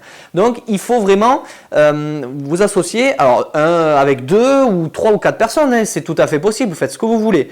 Moi, j'essaye de pas trop le faire. Pourquoi? Parce que le problème qu'il y a, c'est que soit il faut que ça soit clair dans les statuts dès le début, que si il y en a un par exemple qui veut prendre de l'argent, parce qu'on n'a pas tous les mêmes revenus, s'il y en a un qui veut prendre de l'argent, si lui il prend, tout le monde prend le même montant. Voilà, il faut que ça soit clair et net dès le début. S'il y en a un qui dit, vous mettez d'accord, ok ce bien, on l'achète, on le revend dans 5 ans ou on le revend dans 6 ans, c'est pas on le revend dans 3 ans. Voilà, il faut vraiment que tout soit clair. Donc les statuts sont faits pour ça, les statuts en SCI ou en marchand de biens, voilà, il faut vraiment que ça soit clair et net et éviter d'avoir des associations complètement identiques pareilles. Voilà, faut vraiment que chacun, ou autrement il faut déléguer, dire voilà, ben, toi tu fais ça, moi je fais ça, vraiment avoir quelque chose de différent à ce niveau-là. Donc, mais là, la vitesse, voilà, tout le monde le dit, tout seul on avance vite, mais ensemble on avance beaucoup plus loin. Ça c'est un slogan qu'on écoute, qu'on entend énormément partout, même dans les séminaires, et c'est tout à fait vrai. C'est sûr que tout seul tu vas faire un truc, si vous êtes 2 et que voilà, toi tu as 100 000 de côté, l'autre il a 200 000, il a 100 000 aussi, ça vous fait 200 000. 200 000 d'apport sur un projet, vous allez chercher un projet à 1 million. Déjà, tandis que si tu es tout seul, tu vas aller chercher un projet de moitié, tu vas y arriver, mais ça sera beaucoup plus long et du coup on divise les problèmes par 2. S'il y a un truc, il faut gérer ça, ben je peux pas, toi tu vas y aller, donc voilà, ou à 3, donc voilà, donc ça, la vitesse supérieure, les associations, c'est vraiment très très important. Voilà, vous n'êtes pas obligé, faites ce que vous voulez. Si vous me dites moi je veux faire 2 immeubles de rapport, prendre 3 000 € par mois et puis arrêter, vous faites ce que vous voulez. Mais je peux vous dire que quand on est dedans, quand on est piqué, qu'on adore ça, on ne veut pas s'arrêter. Je ne peux pas m'arrêter. Je suis tout le temps, même quand je vais avec ma femme, je m'en vais dans des Airbnb, je scrute tout. Je suis comme ça, je suis en mode détection. Ah ouais, ça c'est pas mal, ça c'est bien, ça on pourrait faire ça aussi. Ah là c'est dégueulasse, ça c'est abusé. Je ne mettrai pas des personnes à louer ça. Voilà, on est obligé. Voilà, je suis comme ça. Elle le sait, elle me regarde, elle me fait « Ah, t'es en train de tout regarder encore ?» Ouais, c'est comme ça, il faut prendre des petites choses, des trucs de déco, des trucs comme ça. Donc à chaque fois, on loue par Booking, Airbnb. Donc quand vous le mettez en location, on est obligé d'y passer. C'est les moteurs de recherche number one. On est obligé. Donc voilà, donc les associations… L'accélération, pour moi, c'est top aussi. C'est aussi une aventure avec quelqu'un. Ça peut ne pas aller. Qu'est-ce qui se passe? On revend, on casse la société, on prend chacun ses billes qui a été mis dedans ou pas. On prend l'argent pareil, puisque ça a été bien fait dès le début. Voilà, fini pour ce module 10 et on va attaquer la suite. À la de suite. Alors, dans ce module 11, j'en ai parlé un petit peu au début, on va parler des sociétés. Donc, vous pouvez investir en nom propre, faire du LMNP, du LMP, ça c'est du nom propre, vous pouvez le faire. À un moment, si vous êtes capé, vous êtes obligé de passer en société. Quand vous voulez faire de l'achat-revente, vous allez passer en société de marchand de biens. Si vous le faites en nom propre, vous allez pouvoir acheter-revendre une première fois, acheter-revendre une deuxième fois. Attention, la troisième fois, là, c'est le fisc qui va vous tomber dessus, va vous requalifier de marchand de biens. Ils vont vous appliquer la TVA et tout ce que vous avez gagné, vous allez tout perdre, voire même plus. Donc, il faut une société. La société, vous avez une puissance derrière. Alors, vous avez les SCI à l'IS ou à l'IR, comme on a parlé. Donc ça, c'est bien. Mais après, sur les sociétés genre SAS, ça, c'est vraiment quelque chose. Donc, vous avez la SAS, la SARL. Voilà, il y a plusieurs statuts. C'est à vous de voir le statut. Moi, j'ai mon statut qui me va très très bien. Je travaille tout en SCI à l'IS, du moins en IS, en impôt sur les sociétés, autant mes SCI que mes autres sociétés. Pourquoi? Parce que aujourd'hui, je suis en train de monter ce qu'on appelle la maison mère qui est la holding. Donc voilà, donc là, c'est vraiment beaucoup plus poussé de ce côté-là.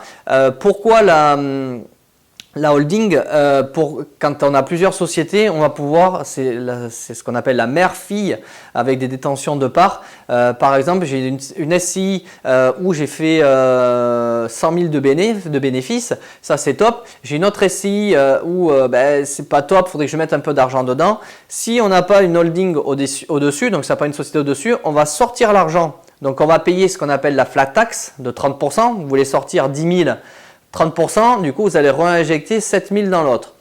Tandis que si vous avez une holding, vous remontez toutes les pertes des sociétés ou les bénéfices.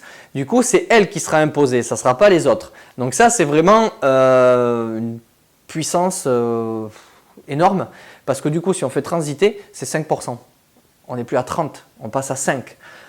Donc je peux vous dire que s'il y en a une, elle a fait 100 000 de bénéfices, l'autre elle a fait moins 50 000, donc moins 50 000 vous n'aurez pas payé d'impôt sur les sociétés. Là 100 000, vous aurez pris donc peut-être 28 ou 30%.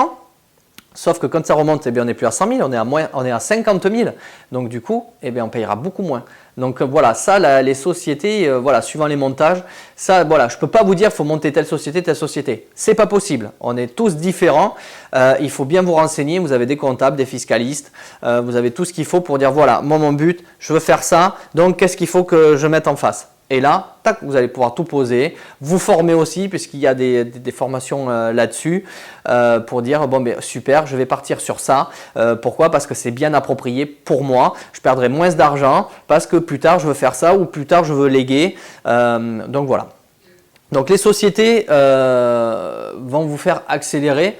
Voilà, moi je le fais parce que maintenant j'ai plus mon travail en tant que salarié, donc j'ai monté plusieurs sociétés, j'ai des sociétés pour donc de marchands de biens comme je vous ai dit, des SCI, voilà, et là maintenant j'ouvre la holding. Pourquoi? Parce que je fais du gain sur les sociétés de marchands de biens que je vais vouloir retransférer sur d'autres sociétés de marchands de biens, donc voilà, je vais passer par ça.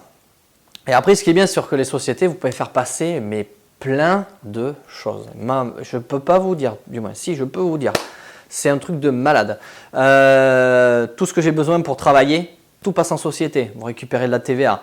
La voiture, vous pouvez la faire passer dessus. Sinon, si vous êtes en nom propre, moi, ma voiture, elle est en nom propre. Je suis allé faire mes visites. Je fais mes ICA. Donc, du coup, la société me paye des ICA en plus. Vous n'êtes pas imposé dessus. Restaurant. Voyage, si vous voulez, moi maintenant je suis en train d'aller viser à l'étranger sur 2 pays, donc du coup je m'en vais en voyage, je peux faire passer sur la société. Les vêtements, on peut faire passer des vêtements sur la société, vous avez besoin de vêtements pour aller en rendez-vous. Voilà, mais c'est...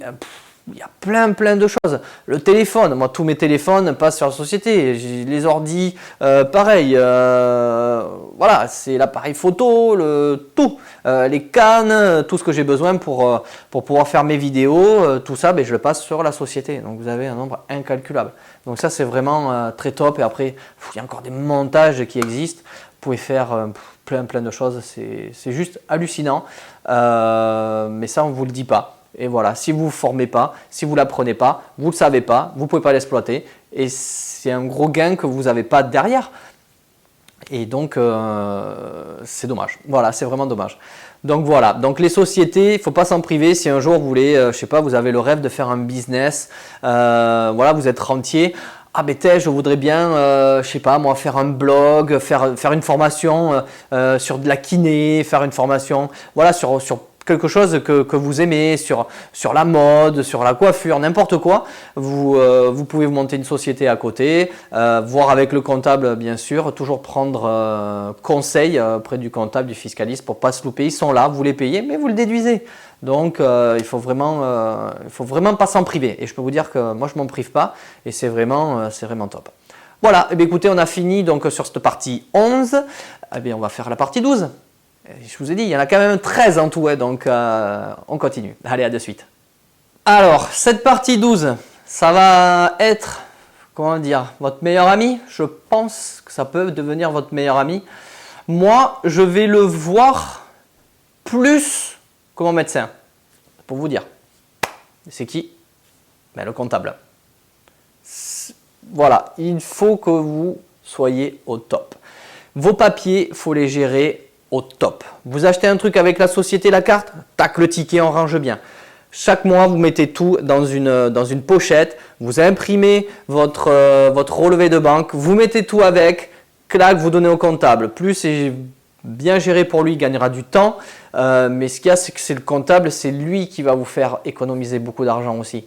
Moi, c'est mon comptable, un ami, qui m'a dit « Ah mais Mika, voilà, tu peux faire ça ou tu peux faire ça. » Ben, je ne le savais pas. Heureusement qu'il est là pour me le dire. Je l'aurais peut-être su, mais un an après, ben voilà, peut-être que j'aurais perdu plus d'argent. Il m'a dit voilà, quand on va monter la société, il faut que tu la montes comme ça, avec ce statut-là, comme ça on va pouvoir récupérer ça, on va pouvoir faire ce montage-là. Tac, ben là tu as tant de parts, comme ça on va pouvoir le faire remonter. Si tu fais une holding, on va pouvoir le remonter dedans. Voilà, donc le comptable, c'est le chouchou, il faut leur amener les chocolats, la bouteille de champagne, tout. Parce que pourquoi? Moi j'ai le comptable, il y a le fiscaliste, il y a l'expert en immobilier. C'est un tout. Oui, il va falloir le payer. Après, si vous êtes vous-même comptable, c'est encore mieux. Mais il va falloir. Voilà, mais ce que je le paye, il m'en fait gagner 3 fois, 4, 5, 6 fois à côté beaucoup plus. Pourquoi? Parce que j'ai écouté ses conseils, et on a fait le bon montage et du coup, voilà. Donc j'ai fait il n'y a pas très longtemps un rendez-vous. Il m'a dit viens, un rendez-vous, on va faire un rendez-vous annuel. J'étais là, ouais, c'est ce que je veux faire. On va aller boire le café déjà. Il m'a dit voilà, t'en es où? Qu'est-ce que tu as fait? Où tu veux aller? Et comme il me connaît, il sait que j'ai eu de nouveaux objectifs qui sont arrivés, l'école, un séminaire, c'était pas du tout prévu. Formation, j'étais parti sur une formation. J'en ai 3 en ligne, j'en ai 2 qui vont arriver, j'en ai 5 en tout.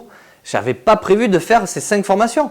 Donc, il m'a dit, attention, on va monter ça comme ça. Là, ici, bon, mais c'est bon, on a tous les documents. Ça, on va pouvoir déduire ça, ça. Voilà, c'est vraiment hyper important. Le comptable, il faut… Alors, attention, il y a des bons, mais il y a des mauvais. Et les mauvais qui vont rien vous dire, qui vont faire perdre de l'argent. J'en ai plein qui m'ont dit, ouais, Mika, le comptable, ça va pas. Je l'appelle, il me répond pas. J'envoie les mails, il me répond pas. Donc du coup, moi le mien, je le donne doucement parce que bon, voilà. Mais il continue, voilà, chaque fois et c'est carré. Il y a quelqu'un qui vient, qui est délégué. Autrement, j'ai une réponse dans allez, même pas dans les 2 jours, soit dans la journée ou le lendemain, j'ai une réponse à mes mails. L'avantage, c'est que j'ai son téléphone perso, donc un petit message, dès qu'il est libre, il me répond. On va manger ensemble. Voilà, il est au courant des nouvelles lois qui arrivent. Donc vraiment, il faut trouver le bon comptable. Aller négocier le comptable, moi non, je le fais pas spécialement. À force de lui amener du monde, c'est lui qui me dit je t'ai fait ça dessus parce que tu m'as amené quelqu'un. Voilà, mais je vais pas le négocier puisque je vais le déduire derrière. Et c'est vrai que quand on ne pense pas qu'on va déduire, on dit le comptable c'est cher. Ouais, un comptable qui gère une SCI à l'année, c'est 1 200 euros. Ouais, mais bon, quand tu fais une SCI à MNP, on va le déduire. Et puis en plus, c'est le premier qui a toutes les factures. Donc voilà, il va te dire voilà, il me manque telle facture et tout. C'est pour ça qu'il faut vraiment bien tenir sa comptabilité. Quand on a oublié une facture, faut aller la chercher pour pouvoir lui donner. Parce que s'il y a de la TVA à récupérer, on est bien content de récupérer la TVA. Donc voilà, donc le comptable vraiment, faut que ça soit la personne que vous allez le plus le voir. Du moins le plus voir, c'est le comptable et le notaire. Si vous avez les deux, Là, c'est vraiment top. Le médecin, moi, je ne vois pas énormément. Donc, voilà, je me porte très très bien. Mais le comptable, voilà, je l'ai assez régulièrement. Une fois par mois, je l'ai. Donc, ça, c'est clair et net. Donc, voilà, cette partie 12 est finie. Il n'en reste plus qu'une. Et vous allez l'adorer. Allez, à de suite. Alors, pour finir, cette partie 13 donc, de cette formation-là, on va dire, offerte. Pour l'immobilier, j'espère que tout ce que je t'ai dit, je t'ai pas trop fait mal à la tête parce qu'il y a beaucoup de choses et encore je vous ai dit ça, il y en a des couches comme ça, c'est impressionnant tout ce qu'on peut avoir. La liberté financière, voilà, il y en a plein qui disent c'est pas possible, mais non, on peut pas faire quelque chose. Ben si, c'est possible d'avoir, comme je vous ai dit, des personnes qui vont vous payer un prêt que vous ne connaissez pas et qui vous font gagner du cash flow. Maintenant, vous savez ce que c'est que le cash flow pour pouvoir profiter.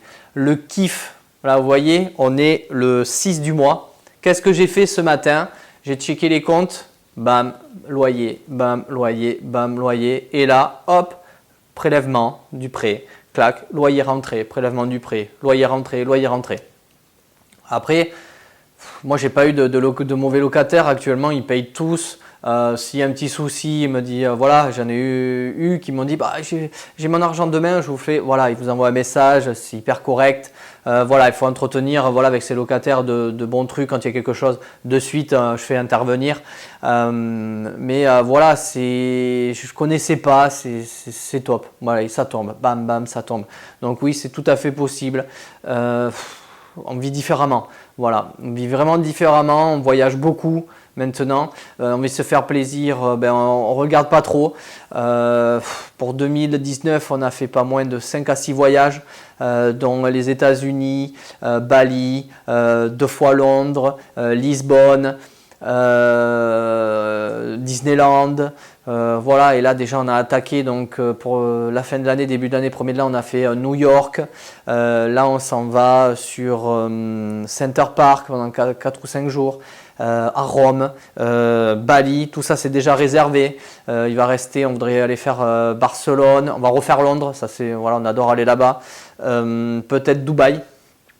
Je vais peut-être repartir aux États-Unis puisque j'ai un investissement qui doit se faire là-bas d'ici la fin de l'année. On repart à Bali, pareil pour un investissement là-bas si tout se passe bien parce qu'on est en train de vendre des biens ici en France. Voilà, après on faut se diversifier. Il ne faut pas tout garder, faire que du LMNP, des choses comme ça. Pourquoi? Parce qu'un jour il y a la fiscalité qui change, donc on sera au courant. Voilà, pas les mêmes choses dans le même panier. Si mince, ça va plus être rentable, boum, je vends. Hop, c'est terminé, je vends et je pars sur autre chose. Voilà, il faut savoir que la fiscalité en France, elle est comme ça. Si vous en faites sauter un, il y aura un problème à un endroit. Donc, ils ne s'amusent pas trop à changer les lois comme ça du jour au lendemain. Et du jour au lendemain, voilà, même s'il y a un crash immobilier, que des trucs baissent, oui, ça peut arriver. Par contre, est-ce que vous avez déjà vu, vous, des loyers baisser? Ben, moi, non, je n'ai jamais vu ça. J'ai toujours vu des loyers augmenter, mais je n'ai jamais vu des loyers baisser. Donc, vous le gardez. S'il est rentable, vous le gardez, vous gardez en loyer. Si ça ne va pas, vous revendez. Voilà, mais c'est un sur ça. Après, vous avez ça, vous avez ça, vous avez ça, vous avez ça. Je fais du marchand de biens, clac, vous avez ça. Donc voilà, il faut avoir ces sources de revenus. Après, on le fait. Voilà, de la diversification. Je fais après, je veux aller peut-être me diversifier en bourse, en entrepreneuriat. Je vais peut-être acheter des sociétés pour les revendre après. Voilà, il y a plein de solutions qui vont faire grossir votre liberté financière, faire rentrer plus ou moins de l'argent rapidement. Voilà, mais ça, voilà, ça arrive au début. Sur les 2 premières années, on n'y pense pas trop. Moi, maintenant, j'y suis dedans. Voilà, je me suis fait plaisir. Du moins, je voulais le faire. J'ai écrit un livre. Voilà, d'où je suis parti et d'où je suis arrivé, tout ce que j'ai pu faire. Ouais, la liberté financière, ça existe. C'est vrai que ce que l'on fait, nous, être rentable, je parle bien d'être rentable, parce que combien il y en a qui achètent en location, qui ça paye le prêt, sauf qu'à la fin, ils en sont de leur poche, mais ils ne vont pas vous le dire. Sauf que maintenant, quand vous êtes aguerri, dire voilà, d'accord, tu as un prêt de combien? Ouais, j'ai un prêt de 600 euros, je loue 650 euros, je gagne. Non, tu ne gagnes pas d'argent, t'en perds, au contraire. Donc, parce qu'ils ne savent pas le calculer, parce qu'ils se voilent la face, ils ne veulent pas, ils se disent voilà, j'ai un bien, Voilà, donc ça, nous, on est entre, on avait fait le calcul à peu près, c'est 0,02%, je crois, en France, à faire de la rentabilité, à pouvoir être libre financièrement, à gagner du cash flow. Voilà, libre financièrement, après, s'il y en a plusieurs, mais à faire du cash flow sur les biens. Il n'y a pas de secret. Il faut te former, ça c'est clair et net. C'est pour ça que je suis là aujourd'hui dans cette formation gratuite. Il faut se former. J'ai des formations pour que tu puisses y arriver, donc soit sur de la construction, donc ça c'est mon premier truc de prédilection, je travaille donc 6 ans et demi pour un constructeur. Pourquoi? Parce qu'il y a toutes les étapes dedans, plus de 39 modules de vidéo. Vous avez l'immeuble de rapport. Donc voilà, toutes les formations, il y aura une mise à jour gratuite dès qu'il y a quelque chose qui sort, donc vous l'avez à vie. Vous avez la double maison, donc moi j'ai fait construire 2 maisons et je sais que là je vais revendre, donc j'aurai de la plus-value, mais plus-value déduite, je vais quand même prendre aux alentours de 115 000 euros. Donc c'est pas mal quand même en 2 ans et demi, même pas, parce que ça fait 1 an, ça fait 14 mois sur la première maison que c'est loué et la deuxième maison est louée. Donc le temps de passer en vente et tout, donc on va compter 2 ans et demi, 115 000 euros. Il y en a, il leur faut peut-être il faut 5 ans ou 6 ans, 7 ans pour pouvoir gagner ça. Donc voilà, donc cette liberté financière est tout à fait possible. Vous avez en plus donc formation comment rechercher un bien rentable qui va bientôt sortir ou qui sera sorti quand vous voyez la vidéo. Et donc le banquier, voilà, pas de banquier, pas de bras, pas de chocolat, pas de banquier, pas d'argent, pas de liberté financière. Donc voilà, il faut se former, il faut lire beaucoup. Moi je lis énormément, la télé je la regarde plus. Dans le salon, dans la chambre, un petit peu sur les séries, mais souvent c'est l'ordi sur des formations ou sur des bouquins. Là, je vais m'attaquer à un livre de plus de 950 pages sur des personnes qui ont commencé de rien et qui sont dans les 3 plus grosses fortunes, 3 ou 5 plus grosses fortunes au monde. Voilà, je vais peut-être trouver 2-3 petits trucs qui vont m'aider dans mes investissements, comment ils ont pensé, des choses comme ça. Il faut vraiment lire. C'est sûr que si tu es tous les jours sur Netflix, si tu es tous les soirs à boire avec les copains et tout, c'est pas là que tu auras ta liberté financière, c'est pas ça. Il va falloir faire des concessions de temps en temps. Moi j'en ai fait, j'ai fait des concessions et je vois que ça a payé très très rapidement. La School Investissement, elle est là pour te faire exploser, pour aller beaucoup plus vite. Le séminaire aussi, c'est là que tu apprends et à chaque fois tu l'achètes mais tu le déduis. Donc autant le faire quoi. Franchement, il faut le faire, il faut y aller. Le mindset, toujours ça aussi, j'en ai parlé, il faut vraiment avoir un mindset de fou. Il y en a qui ont réussi, j'en ai vu de 18-19 ans qui avaient des biens qui prenaient plus de 1 000 euros par mois en plus alors qu'ils étaient étudiants. Ils ont fait les bons montages, ils ont su être malins. Ma fille qui se forme voilà, pour faire l'immobilier, qui est dans la school avec moi pour m'aider. Pour vraiment apprendre à fond quoi. Donc voilà, c'est tout à fait possible. Je profite plus de ma famille, je profite plus des enfants, je voyage alors comment je voyageais pas. Je vais faire du sport, je suis à 5 ou 6 fois du crossfit par semaine. Pourquoi? Parce que je me dégage le temps pour et après je travaille à la maison. Un ordi, je m'en vais n'importe où dans le monde, j'ai mon ordi, clac, je peux travailler, je peux faire mes vidéos, je peux faire mes photos, mon compte YouTube, Mickaël Ballot Formation, allez-y dessus, je vais mettre maintenant de l'immobilier. J'ai mis beaucoup sur la construction, sur plein de points de construction. Donc voilà, abonnez-vous, mettez des likes, c'est super sympa, ça va bien me référencer. Et puis voilà, écoutez, il reste une petite dernière que je vais vous faire vidéo, ce qu'on appelle le snowball. Et je vais vous expliquer ce que j'ai fait en très peu de temps pour vous dire que c'est tout à fait possible. Allez, à de suite. Alors celle-là, elle est offerte aussi parce que je voulais. Donc je l'ai intitulé le bonus, le snowball. Alors j'ai pris ma feuille, pourquoi? Parce que je voulais pas vous oublier comment la boule de neige était partie d'une petite bille et comment ça a fait grâce aux formations, grâce aux séminaires, grâce à la lecture et grâce à un mindset de fou. Partagez avec des amis qui ont le même mindset que vous. On le dit, vous êtes la personne des 5 personnes que vous côtoyez. Si vous avez des losers, vous serez un loser. Ça, je peux vous le dire. Si vous êtes des personnes qui sont feignants, vous serez feignant. Si par contre, vous êtes avec des personnes qui ont un mindset de fou, qui prennent de l'argent et qui font x10 c'est avec ces personnes qu'il faut aller. ces personnes-là vont vous tirer vers le haut. Vous allez vouloir le faire et vous voyez que c'est possible à faire. Donc, il faut vraiment y aller. Donc dans mes investissements, j'avais commencé par, avant de me former, j'avais commencé par ma résidence principale. Pour moi, c'était hyper important. C'est pas obligatoire, il y en a qui restent en locatif pour pouvoir le faire. Pourquoi? Parce que le problème que l'on a quand on fait sa résidence principale, souvent on vient se caper à ces 33% d'endettement. Quand je l'ai fait, j'étais vraiment au taquet, j'ai fait beaucoup de choses, j'ai fait beaucoup de travaux, je me suis beaucoup fatigué. Mais aujourd'hui, c'est vrai que la maison a une plus-value de malade. En plus, je suis sur un très très bon secteur, sur le bassin d'Arcachon. L'année dernière, j'ai loué un Airbnb. Ça nous a payé la piscine, un truc de fou. Donc voilà. Donc j'ai commencé par ma résidence principale pour mettre toute ma petite famille dedans. J'ai eu la chance avec le boulot que j'ai fait, donc beaucoup bossé, de pouvoir regagner des salaires puisque je n'avais pas de buté au niveau de mes salaires, donc en étant commercial. Donc j'ai pu augmenter mes salaires, mais c'est vrai qu'au niveau de la banque, on a un fixe, donc ils peuvent être un petit peu ennuyeux. Donc j'ai commencé par cet RP, et j'ai suivi par une construction où j'allais faire la bêtise de la mettre en Pinel. Donc j'ai trouvé un secteur et j'ai fait construire cette première maison. On m'a dit, ouais là-bas, tu loueras pas plus de 850 € sur le secteur, nanana.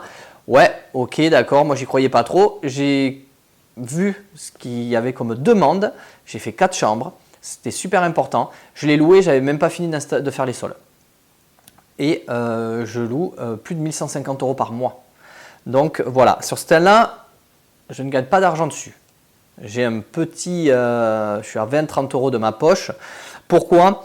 Parce qu'au début, c'était calculé en Pinel, ce n'était pas calculé pour du LMNP. Donc j'ai pu juste avant le mettre à LMNP. Et donc c'est là, premier arbitrage, comme je vous ai dit, c'est là, bam, on revend, on prend la plus-value, on va faire autre chose. J'ai fait ensuite en parallèle donc le premier immeuble de rapport. Donc l'immeuble de rapport, c'est mon immeuble avec silo, qui est quasiment terminé, qui a déjà des 4 réservés sur 6, dont le 5e est en Airbnb, le 6e sera en colocation. Donc j'ai fait cet immeuble-là. Je vous parle, j'ai commencé à me former en mai 2018. J'avais ma RP et j'avais la première construction qui était en route. Tout ça, on est entre mai et le mois de janvier 2019. Tout ce que je vous annonce ici. J'ai enchaîné par une rénovation de 3 appartements d'une ancienne boulangerie pas loin de chez moi, où il y a un T2, T3 qui ont été loués très rapidement et un T4 que j'occupe en Airbnb. Voilà, tout le monde m'a dit, oh, secteur en Airbnb, ouais, mais pour le moment, c'est celui qui crache le plus. Sur l'immeuble, donc les 6, donc j'en mets 4, comme je vous ai dit, 4 en location meublée, un en Airbnb et un en colocation, c'est ça qui me fait exploser. Une chose que vous pouvez faire quand vous avez des immeubles comme ça, c'est par exemple si vous avez quelqu'un dedans, pourquoi pas que vous avez le Airbnb, de dire à quelqu'un, voilà, est-ce que tu veux me le gérer, tu prends ton billet pour le linge et tout, ça peut être une solution, vous dites, bon écoute, tu te mets auto-entrepreneur et tout, comme ça, voilà, c'est une possibilité qu'on peut avoir. J'ai un autre immeuble, alors que je n'ai pas rénové encore, il est acheté, où on peut faire 4 lots dedans, pareil en centre-ville, mais celui-là du coup je l'ai fait en nom propre et je fais un achat-revente. Pourquoi? Puisque on a un projet, faire construire à l'étranger, donc du coup il faut du cash, puisque on ne peut pas emprunter à l'étranger, les banques ne veulent pas.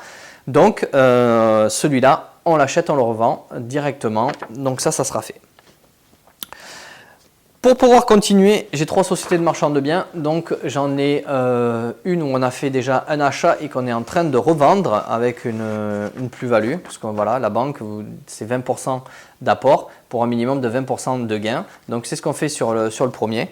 Donc voilà, moi j'aurai ma quote-part et puis mes 2 associés auront leur quote-part aussi par rapport à ça. Et actuellement, je suis en nom propre sur un sous-saint, je dirais même 2, j'ai 2 sous-saints. En cours, donc est-ce que je peux l'acheter, je le revends, je ne sais pas, je suis en train de voir puisque dans l'école je peux leur proposer, donc on va le faire comme ça. Et j'en ai un autre, on est en attente de notaire, ça a été bien négocié, on va pouvoir faire 6 appartements dedans, donc on va faire les travaux, on va demander le devis des travaux et on va le revendre avec les travaux comme ça. Donc voilà, donc tout ça, ça a été fait donc en très peu de temps. En 18 mois, j'ai pu arrêter de travailler puisque j'ai commencé à me former en mai 2018 et j'ai arrêté en octobre 2019. Donc ça fait, voilà, il y avait 18 mois. Donc voilà, c'est tout à fait possible. Écoutez, si vous voulez continuer avec moi, je suis là. Il y a l'école, il y a les formations. Je serai heureux de pouvoir vous aider, de vous faire atteindre des perspectives, des choses que vous ne pensez pas qui étaient possibles, mais juste voilà, avec un bon mindset et en se former, vous pouvez y arriver sans souci. Mais écoutez, je vous remercie. Voilà, c'est fini pour cette formation gratuite. Et puis je vous dis à plus tard. Salut tout le monde.